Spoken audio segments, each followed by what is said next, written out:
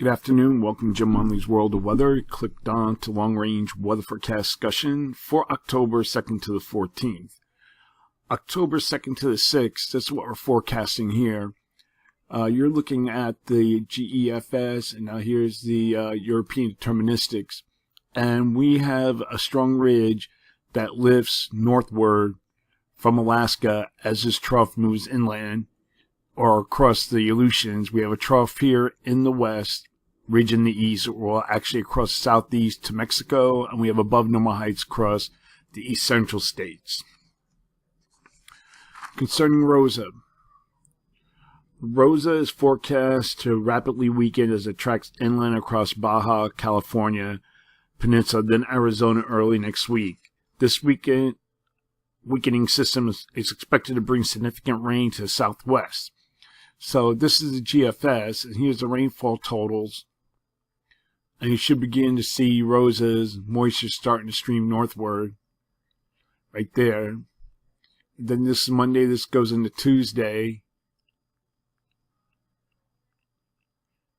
And then we're into Wednesday. You can see this is rain. This is the GFS. And then we look at the, this is the European. And then we look at the GFS. You can't see it down here, but I think the heaviest rain will be, of course, across the Baja California. But there's also other implications. The moisture from Rosa, along with the incoming Pacific front, may result in locally heavy multi-day rainfall event across the southwest that could result in some flooding. Okay, this flow also favors a southward transport of polar air into the northern Rockies east to the Great Lakes. To the south, summer-like conditions are expected from the Great Lakes, southeast, and mid-Atlantic states. A persistent boundary between the two air masses will result in enhanced precipitation. Colder than normal temperatures will spread from the northern Rockies to the plains and the upper Great Lakes and the Midwest late during next week, and sufficient cold air in place north of the boundary will also support some snow from the northern Rockies to the northern plains. And then further south, rain will be from the Gulf Coast to southeast due to a moist, low-level easterly flow. Okay, now we're going to look at the period for October 5th to the 9th, and the pattern remains generally unchanged. Here's our ridge, here's our trough here. Here's our trough over the western U.S., and here's our ridge across the southeast into Mexico.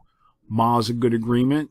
So for this forecast period, I'm forecasting below normal temperatures here, and I'm forecasting anomalies of at least 6 degrees below normal, and then we have above normal temperatures here.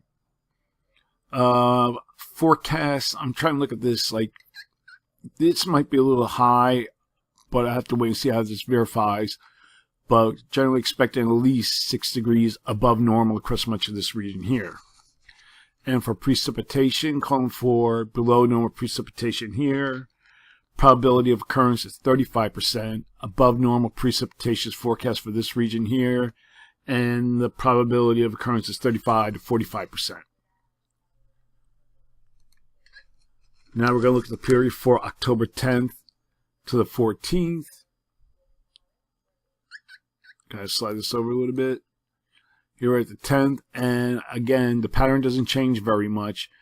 And we still have our trough that slides into the Aleutians. Our ridge moves further to the north, but we still have a trough here in the west, ridge in the east. Most of the models are indicating this, but let me see if I can find a model that shows different. It was a model I was looking at earlier.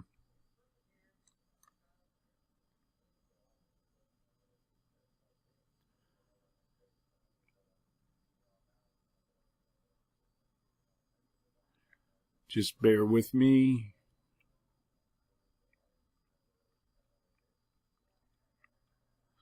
Okay, I can't seem to find it right now, but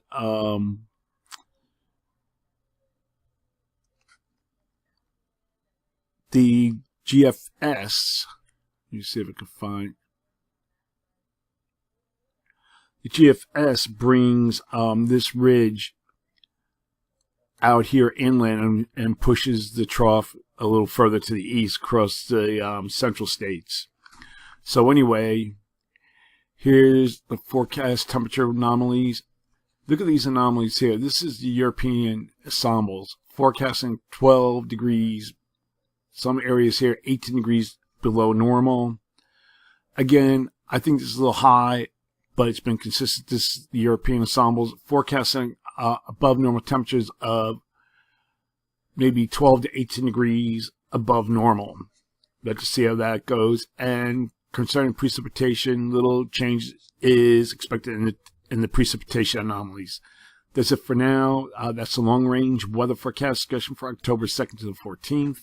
Thanks for coming to Jim Munley's World of Weather, and have a good day.